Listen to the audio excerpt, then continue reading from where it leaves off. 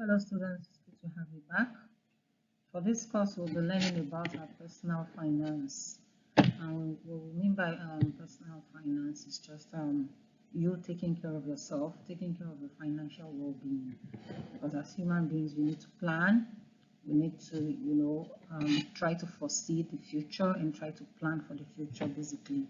So it's about you and planning your life, planning your money, everything about your money, savings, investment, and so on, budgeting, planning, and so on and so forth is what.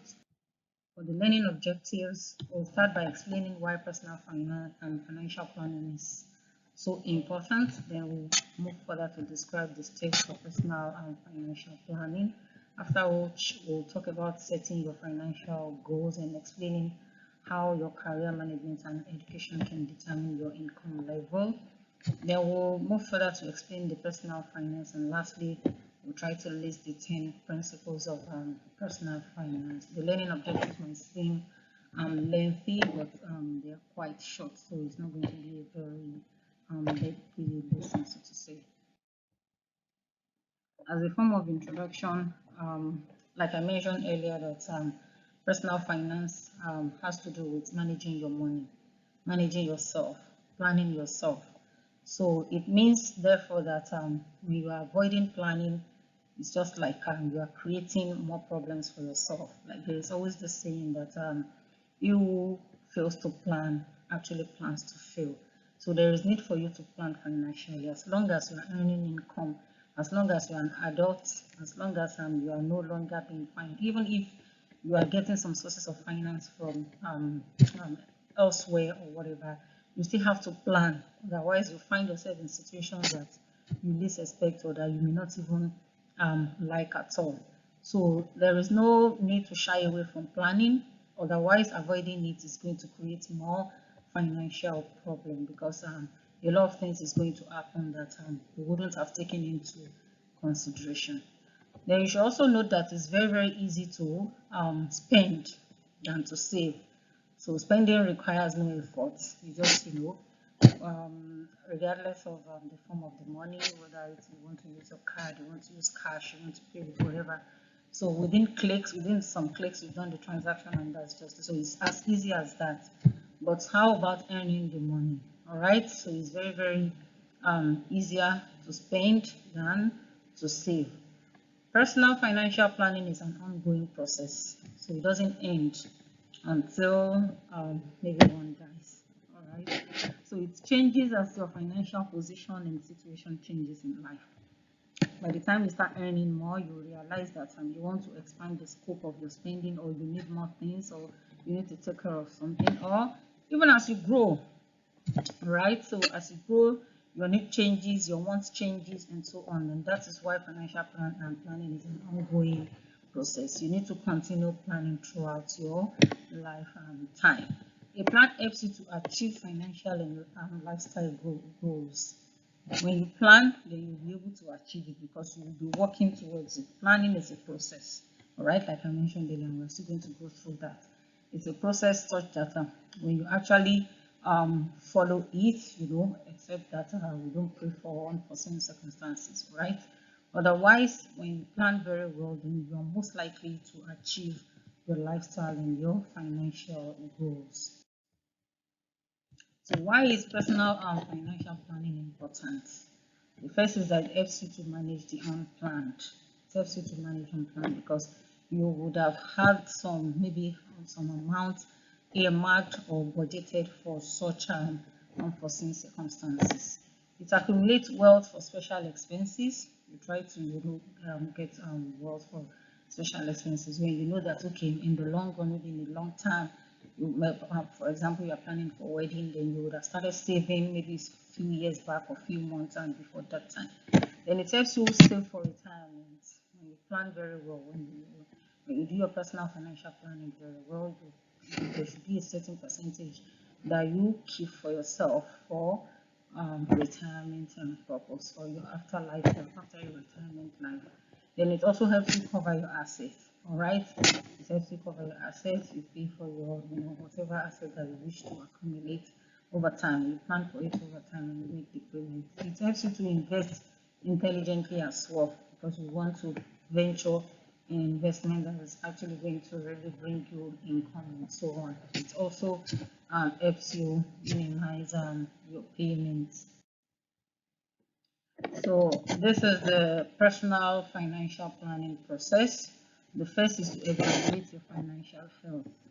Okay, the process starts with evaluating your financial health, because we all know that we are not on the same scale or the same level when it comes to acquiring income. All right, when it comes to income, we are on different levels, so you have to evaluate your own financial health first. What is your standing? All right, then you define your goals. What do you intend to achieve? At times you may have some immediate, all right, you have some short term, you have some long term financial goals. So you need to be able to outline all this. You categorize them such that you will now be able to plan for each of them according to the duration. All right. Then you develop a plan of action. How do you take action? You develop the action that will be taken. After developing the plan, then you move ahead to implement your plan. You start implementing each at the desired time. Maybe the immediate one, which is maybe between a month and 3 or a month and 6. Then you know that, okay, this is what you're going to embark upon first before going to the long-term ones. The long-term one could be maybe even in the next 10 years. So as time goes on, you need to review your progress, if you're achieving your aims or not. You need to reevaluate, and you also need to revise your plan should in case you are not achieving the best of the plan. So you need to revise it again. Maybe perhaps there's something wrong somewhere. So these are the steps, all right, the process that is being taken in the financial planning. Next is to evaluate your financial health. This is the beginning of the process, right? This is the first step, So while examining your correct financial situation, like I mentioned earlier, that we're not on the same level when it comes to earning income, all right? There are a lot of factors that determine the income that each person earns. So you need to, first of all, determine how much money you take. How much do you earn? Then how much are you spending out of that particular amount? Even out of what you are spending, what are you spending it on? Right? What and what? You need to be able to list down all your expenditure for you to be able to understand your expenditure pattern very well and know what to spend or how much to spend on what. Then you have to use careful record keeping to track your finances and spending. If you really want to, go through this stage diligently, you have to take a good record keeping so that you'll be able to track your finances as well as your spending. After evaluating your financial health, the next step is to define your financial goals. Like I mentioned earlier, there are different forms of goals. Some are immediate, some are short term, some are long term, and so on. So you have to write or formalize your goals, you list them. Okay, then you attach a financial cost to each one. Of course, we are talking about finances, so it has to do with money, and then each of these objectives must be measurable money wise. You have to be able to measure them. So you need to attach a financial cost. How much is it going to cost you to achieve a particular expenditure or financial goal? All right. Then you will now need, or when do you actually need to achieve that goal? When do you think you want to achieve it? Is it now, like now again, or is it later, like soon, not so later, and then is it like far in future, nearest future, or in the further future? So all this should be able to, you should be able to determine them. Then the last thing to note in this step 2, that's defining your financial goal, is to be able to analyze and revise your goal. All right, you should be able to analyze everything, and then if time, if need be, then you have to revise, because there are times that we misprioritize we misappropriate our priorities, we misplace them. So you may need to go back again, go back to the drawing table or drawing board, look at your goals again, see which ones you've been able to achieve, see which ones that you've not achieved, and try to see why, and then you can now revise. It could be that you might have maybe misplaced For example, a long-term goal should not be planned for like immediately. Now you need to spread the finance over a period of time such that it will not be choking you financially.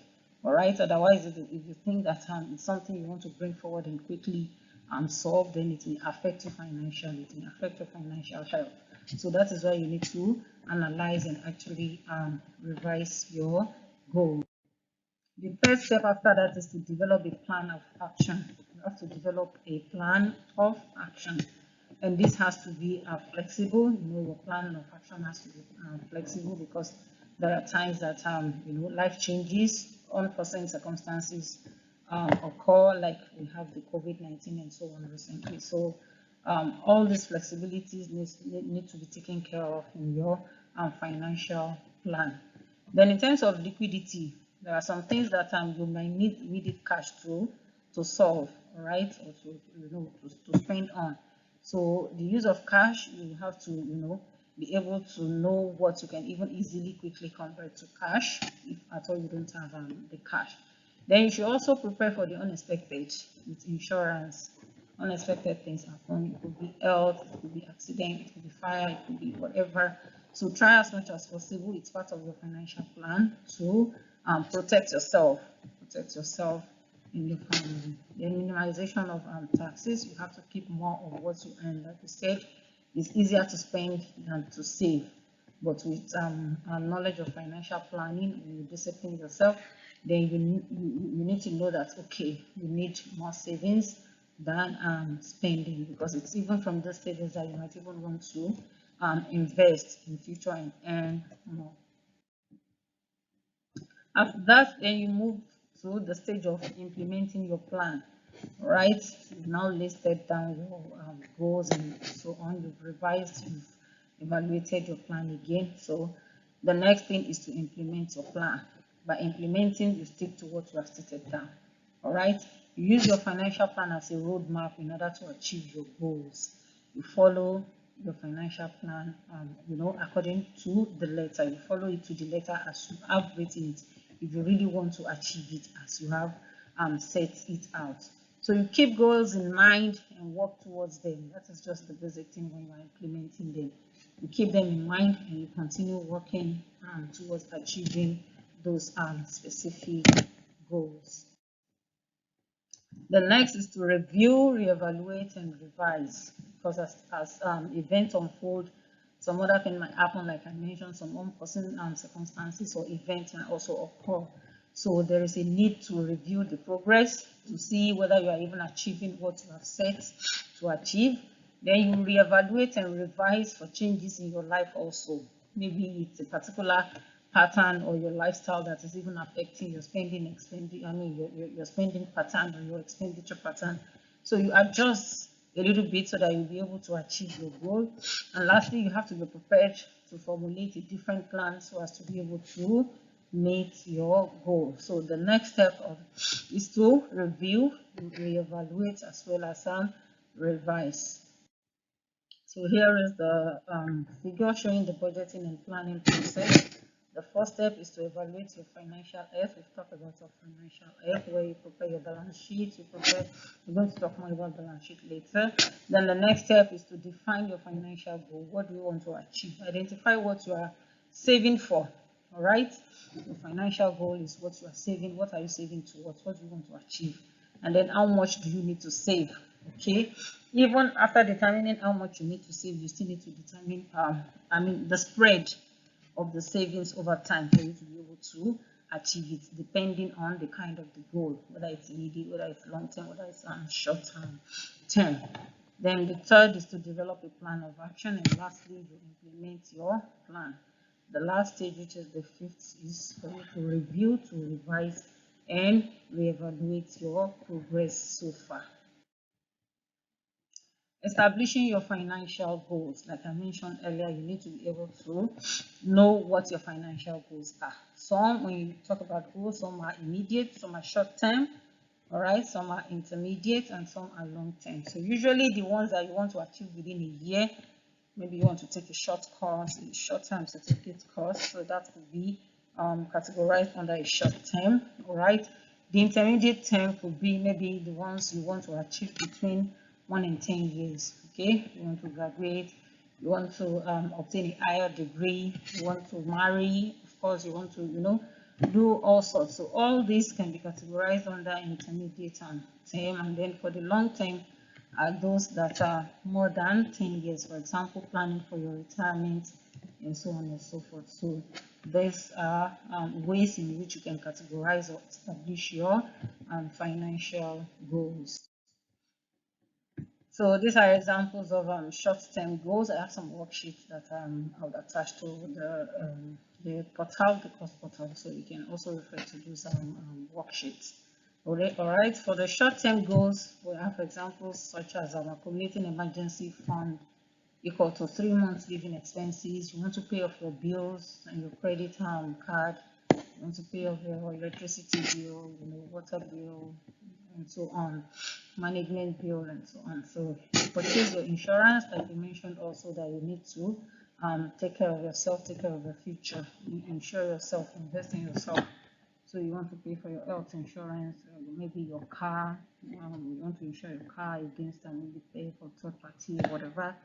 Or it could be that you want to purchase a major item, maybe a major household item within the house, for example, maybe furniture and so on. So all these are short-term goals because they can be achieved within a year. And then you want to finance a vacation. You want to go on holiday, you want to go on vacation to certain places. So these are examples of short-term goals. But regardless, they also need planning. You need to plan for them. Intermediate goals including saving for other child's college. Okay, you have children that you think that, okay, in the next few years will be in the college, I need to start saving from now, right? You want to save for your own improvements. Maybe perhaps you need to change some furniture or some fittings in the future. You want to save for a down payment. You may also want to pay off a major debt or finance some large items. You want to finance large items or occasions such as wedding. You want to do wedding for your children and things like that. Or you want to purchase a vacation home. So all these are examples of intermediate goals. Long-term goals, including saving for your young child's college as well. It could be intermediate, it could be long-term, depending on maybe the child's age, as that's when you want to start the financial or personal planning. Purchasing retirement home is a long-term goal because you can do that over time. Then you create a retirement fund to maintain current standard of living. You already have a standard you are living now, so if you want to maintain such, you have to plan. You have to save towards the future, even after your retirement, so that you can maintain that particular standard of living. Then you want to take care of your elderly family members as well, or you want to start a business in the long run. So all these are examples of long-term goals. So this is an example of personal financial worksheet. I also have this one. I think I've already attached it on the class portal. So you just want to download it and have a look at this. So there are different goals here, and they can be categorized depending on one's priority, and then maybe the desired achievement date. You need to know the achievement. Do you want to achieve it in the next 5 years, okay, or the next 10 years, or even more than 10 years? Then what is the anticipated cost? How much do you anticipate that it's going to cost you? All right, then you can now start talking of how much you want to save, whether monthly or yearly, to be able to achieve that in the long run. So this is a typical individual's and financial life cycle. So it's just a curve, as you can see, starting from the zero origin and then progressing. You see that as the age progresses, the first stage is the early years, the time when you accumulate your wealth. So maybe all through the age of maybe 54, from 54 above, and from 55 to like age 64. That is when, that's stage 2. That is when you start approaching your retirement, and these are referred to as the golden years. And stage 3 is the retirement years, after you must have retired, and that is generally above age 65 for most countries. Some countries do retire at maybe age 60 or so, but generally, this is how the typical individuals and financial life cycle looks like. The early years are the time of wealth accumulation. This is when you work, this is when you are agile, this is when you are earning, and usually it's prior to age 54. It's prior to age 54, so you would have started working maybe from, some people do start as early as maybe 20 plus or something, for some maybe well over 20, for some maybe a little bit lesser, and so on. But all the same, it's just any time from maybe the time you enter into the labor market till around age 54. Then you develop a regular saving pattern. Now that you are earning, you have to develop a regular saving pattern. How much can I save? Then you want to determine whether that is even enough. If it's enough, then where should I invest those savings? Where do you want to invest them? The cost of raising children is also part of the consideration at this stage. There's the cost of raising a child in the US. All right, so this the sources from the expenditure on children and families. That's from the US Department of Agriculture, right?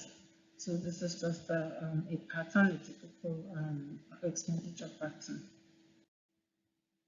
The second stage is approaching retirement. That's the golden years. The first one was from maybe 20 plus to like 54. So the second is the golden years. That's age 55 to around 64 when you retire. So this stage depends on your preparation for retirement. It depends on your preparation for retirement, and what you do is to reassess your financial goals and decisions, and then you plan for your retirement, and insurance protection, as well as your estate planning are very, very important when it comes to your personal financing at this stage. All right, you are really looking forward to what's going to happen after your retirement, then protecting yourself insurance wise, and then planning your estate where you think you want to spend the rest of your life after the retirement.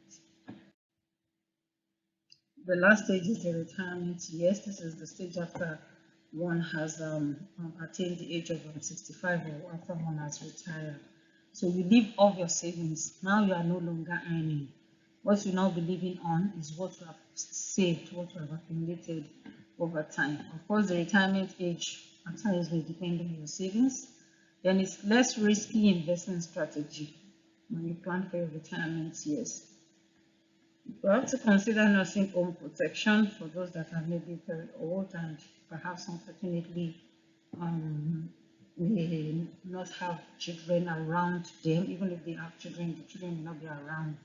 So take proper care of them. So they may need to maybe consider a nursing home and so on. Or at times estate planning decisions, which are very, very critical to have the documents. When you want to plan for your estate, you need to really make sure that everything is documented such that you don't, at the end of the day, fall into the hands of fraudsters. So one really has to be careful at this stage when you are planning for your estate. Thinking about your career, we've talked about the life stages, which start from when you started working until you eventually retire. So you have to really think about your career, even from the start, like from the zero up to when you actually retire. So you have to plan. A series of positions are available to show your skills. So depending on the skills you've acquired, you might want to apply for certain position. Then before taking up the job, you need to know that, okay, is this job important? Is it enjoyable? And most importantly, is it satisfying? Because it may not be worth it at the end of the day, just going to the office and returning without actually attaining or achieving that satisfaction without getting satisfied. So at times it could lead to so many things, burnout and so on and so forth. So you really have to look out for something that you enjoy doing, such that even when you face challenges, you'll be able to you will be able to withstand it and weather the storm. Does it provide for your desired lifestyle? That is another thing. So it's not just about working, working, working. Are you satisfied with that job? And even if you're satisfied with it, can you cater for yourself? Can that job suffice for you to provide for your desired lifestyle? What kind of lifestyle do you desire for yourself? And even at that, is that kind of job providing such a satisfaction in terms of the desired lifestyle? Next is job search and worksheet. This is just an example, the basic steps for you when you're searching for a job. You need to identify the occupation. That is the first step. The second step is to identify potential employers. You look for employers. You identify those that are actually searching for employees. Then you prepare the materials that you need in terms of maybe your resume, your CV, and so on, such that it's going to fit in to what you want to apply for. Then you write a cover letter or maybe application letter. After that, you contact your employers that you're interested in working with them and so on and so forth. So these are some of the steps in job search. After that, you prepare for your interview. When you have been invited or when you've been shortlisted for the interview, you prepare for your interview. Where at this stage you need to search maybe to learn about the company that you want to join, you review their maybe announcements and of course some of their publications that they have, financial accountants or financial statements and so on. Then after that you go for the interview. Of course you have to do it right, you have to get it right at the interview, be positive, pray, you talk about everything. So after that, you evaluate the interview. Then if you have to take the test for the job, you have to be ready. You prepare yourself. If the job requires that you write the test, then you have to make sure you prepare, then you are relaxed and confident to do the test. You accept the job if you know that it's going to be worth it.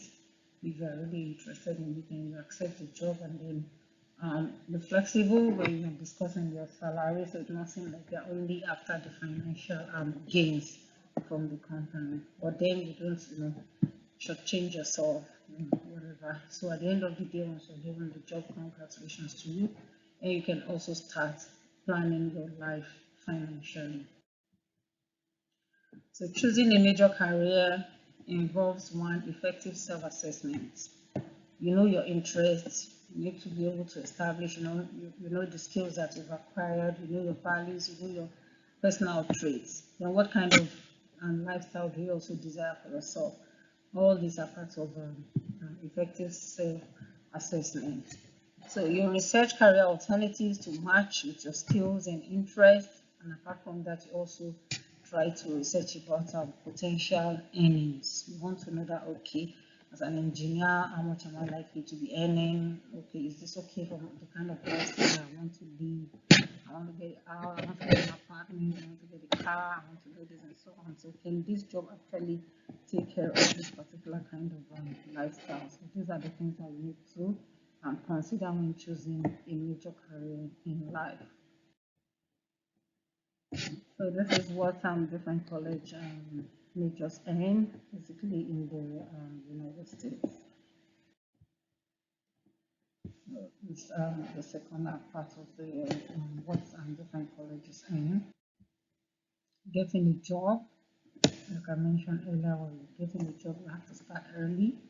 You notify your potential employees or employers rather that you are ready and serious and organized. Alright, so don't just go there unprepared. So you prepare and practice for the interview as well, because you'll be interviewed and you'll be asked different questions. You have to be able to convince them that yes, you are really prepared for that job. You research about the company as well, because they'll ask you, they want to know your knowledge about their company. So you really need to study, you need to read, maybe you visit the company website and do a lot of research concerning the company.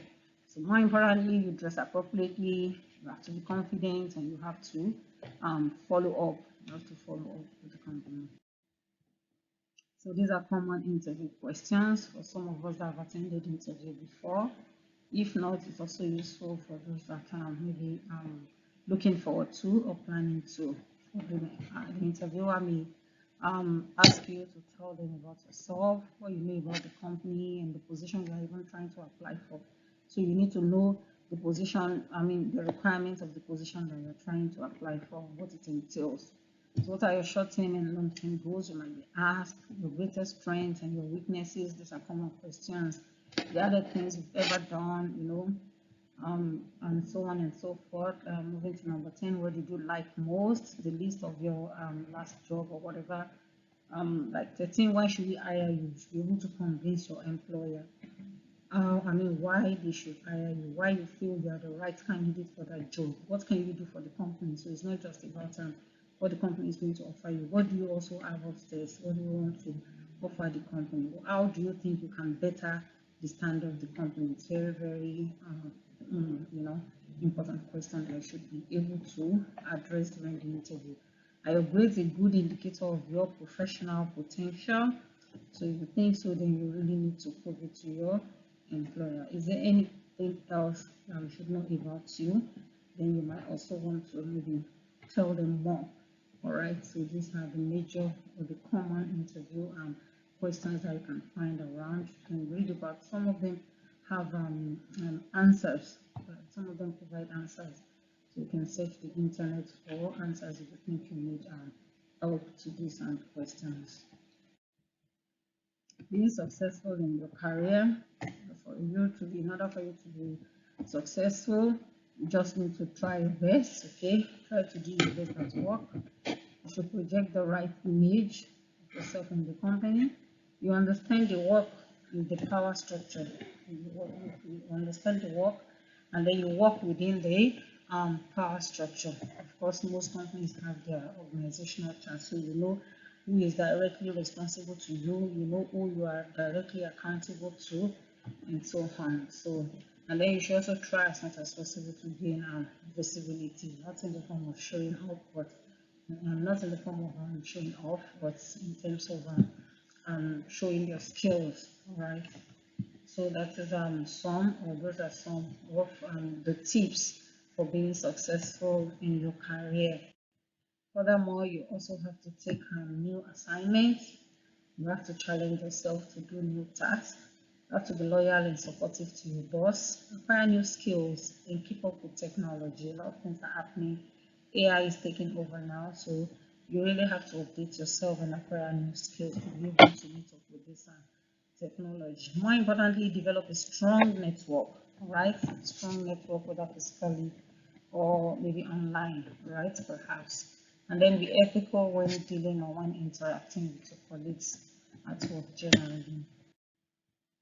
What determines your income? A number of factors determine your income. One of them is your skills, the skills that you've acquired. Another one is your level of education. That may go a long way, that goes a long way, of course. And then whether you're wealthy or you're married, right? So all these are what determines your income. So this figure shows the relationship between earnings and educational level. You can see the educational attainment here as well as the income in thousands, all right, in $1,000. So those who do not have school diploma, we can see how much they are earning, perhaps per annum, compared to those who have some college or no degree or associate degree compared to those who have degree, then masters as well as some doctoral degree. So this is to tell us that education really has an impact on or a direct relationship with the earnings or our level of earnings.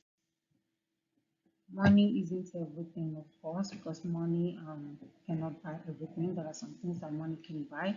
Money doesn't necessarily bring happiness. Of course, when you have the money, when you have the wealth, but then are you satisfied? Are you happy with your money? Are you happy with yourself? So the answer may not be yes all the time. There are times that will be no, unfortunately.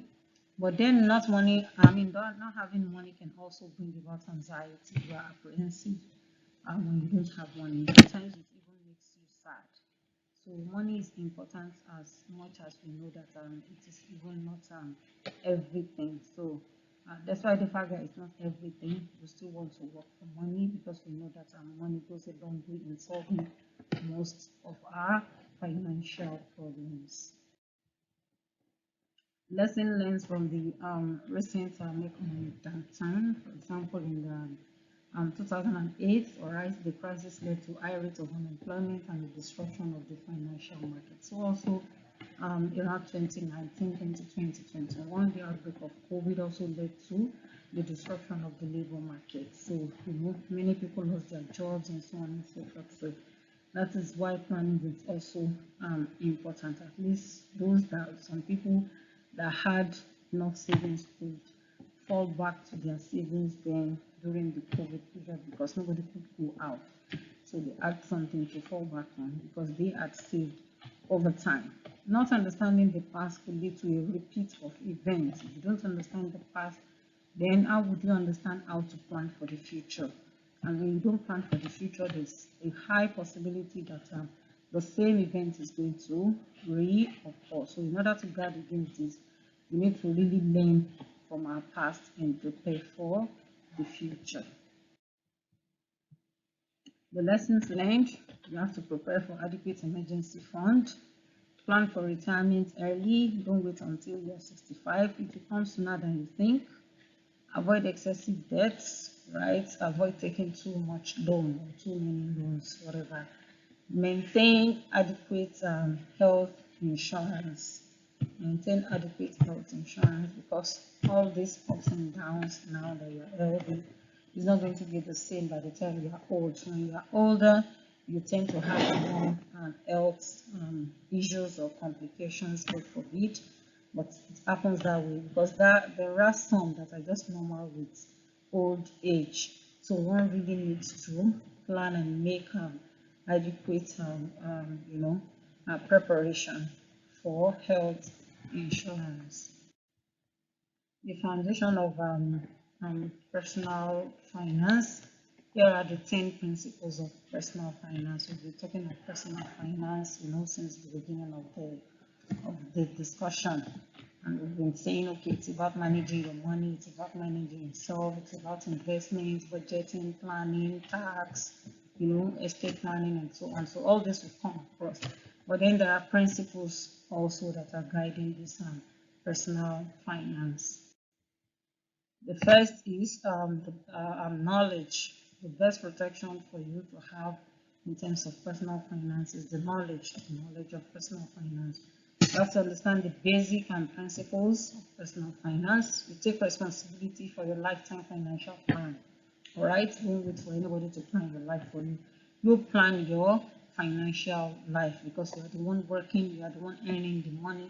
So the responsibility, the onus is on you to plan your life financially. Seek professional advice wisely. All right, seek from appropriate quarters. Don't just go and seek anybody's help. Make sure that when you're seeking help, especially financial help, then you seek it from the appropriate qualified personnel. The second principle is that nothing happens without a plan. You need to plan. You can't achieve anything if you don't plan. It's easier to think about spending and saving. Okay, I want to do this, I want to buy a car, I want to build a house, it's easier said than done. But you really need to plan, you really need to sit down and plan. Saving must be planned as well. Putting up a financial plan means that the goals are harder to achieve. When you don't put up a financial plan, then it's like you may not even be able to achieve the goal at all. The third principle is that there is time value for money. Okay, there's time value. The time value of money is very crucial. The money received today is worth more than what you will receive in the future because the value of money today will be different from its value in future. Understand how savings and investments grow over time. All right, so we're still going to learn about that. Understand compound interest and understand spending now and paying later because the value of what you get now is not the same as the future, especially because of the time value of money. right? This is the importance of interest rate and starting early. You just have to do it, and we'll still talk more about this one. You can look at the table very well. Making your last payment on your 68th birthday, and first when you turn the age of 20, 25, 30, 35, and how you calculate your annual and monthly payment. So this is part of your financial plan, both using the 6% and 12%. The fourth principle is that taxes affect personal finance decisions. Of course, taxes need to reduce your disposable income. That is the money that will be left for you to spend. So you know the effect of taxes on the rate of return of on investment. Excuse me. Compare your investment alternatives on and after tax basis. Then you understand the tax laws. Okay. Based on where you are residing, you try to understand the tax laws. Stuff happens as the next principle, but the importance of liquidity. So stuff happens, you have to be quite liquid to some extent. You plan for the unexpected events. You don't just you know collect your salary or earn your money and then you spend everything on whatever you want to do, and then you are now alone without cash, or you are not liquid. No, you have to be liquid to some extent. So you need to have some things that can be easily converted to money. Plan for unexpected events. Okay, have money for liquid funds available, and liquid funds should cover like maybe 3 to 6 months of your living expenses. So that's the basic fifth principle. The sixth principle is that you should waste not. Okay, waste not, want not. Smart spending matters, because there's a difference between what you want and what you need. Those that have taken economics will be able to identify this, the difference between your want and need. There are times that you may want some things, but in actual sense, you may not really need them. So you should be able to differentiate between want and need. You do your own work before the purchase. Find out every information that you think is um, very important, okay, before you make the purchase. Make sure you make the purchase at the best price, because there are price alternatives. You can consult various vendors before you make your choice. So don't just stick to a vendor and then you just purchase like that. No, you have to maybe move around, try to sample prices here and there before you purchase. Then lastly, you maintain your purchase. So these are the sixth principle. Do not waste, avoid wastage. That's the sixth principle. For the seventh principle, you have to protect yourself against major catastrophes. For example, you have the right kind of insurance. We've been mentioning insurance, that is very, very important. So you need to insure yourself before any tragedy occurs, God forbid. Know your insurance policy coverage, and focus insurance on major catastrophes, which can be financially devastating. The next principle, which is the eighth, is the risk and return, which goes hand in hand. It means that when you are able to take higher risk, you should be expecting a higher return. Like they say, the higher the risk, the higher the return. So savings and investment grows money. Okay, saving and investing rather. Saving and investing actually grows your money. By the time you save and you invest, you will grow your money. Investors demand a minimum return above the anticipated inflation. Investors demand higher return for added risk, and diversification by spending money in several investments may also reduce your risk. You don't just pool all your risk in one at a place. So you have to spread your risk. You have to invest in several investments. So here is the risk return trade-off, the relationship between your risk and return. You can see the risk on the horizontal axis here and expected return on the vertical axis. At this stage, you'll see that this is constant. The relationship between the return and the risk is constant. At this stage, it's flat. You can see it's horizontal, so it's going to be the same level regardless of the level of risk. That is when you expect a return for delaying consumption. So at the end of the day, your expected return will start to increase as your risk increases. So your expected return for added, this will be your expected return for taking an added risk. So if you are willing to take additional risk, if you are willing to take more risk, then of course you should be expecting higher returns. Here is the ninth principle: your mind games, mind your financial personality, and mind your money.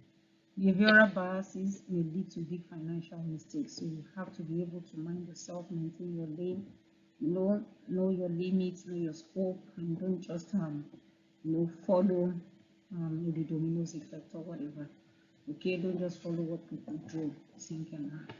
So mental accounting impacts on financial decisions. You have to put things down. Don't just do them mentally or say something. Okay. All right. Some cost effect also pause good money after the bad money because of the bias. The last principle is for you to just do it, right? Just do it, go ahead, do it. Taking the first step towards your goal is very difficult, but you just have to take it, all right? To take the first steps. The following steps will become easier definitely after the first step. The first step is the first step is to pay yourself first, right? Then you now talk about saving and spending. The first step is to actually pay yourself. Saving only can make a difference, long difference, right, in the long run. So these are the 10 principles. So summarily, we've been able to learn or establish the fact that personal financial planning allows you to manage your finances and achieve your life cycle financial goals. We've learned that there are 5 basic steps to personal financial planning. Move through the steps one after the other, and then setting your financial goal in order to achieve them with a financial plan is also very important. Next, the more educated you are, the more you will earn. That's another thing that we have to take home from today, because if you go back to that slide where we have the relationship between educational level or educational attainment and income, you'll see that there is a direct relationship between the two. All right, as one increases, the other one also increases. So it's a positive relationship. The higher educational attainment you have, then the higher your income is likely to be. Ceteris paribus, all things being equal, except there are some maybe financial crisis or downturn, economic crisis within the economy or something like that. Emergency fund can help protect yourself in the event of an economic downturn. That has been learned, especially like we cited the instance of COVID-19 and those that have savings. All right. Then there are 10 basic principles on which your financial planning is built, and that is what we just concluded on, the basic principles of financial planning. Thanks so much for your audience. It's really been nice being with you or discussing with you things. Thank you very much once again. Hope to see you in the next class again. Before then, please do take care of yourself and stay safe. Bye.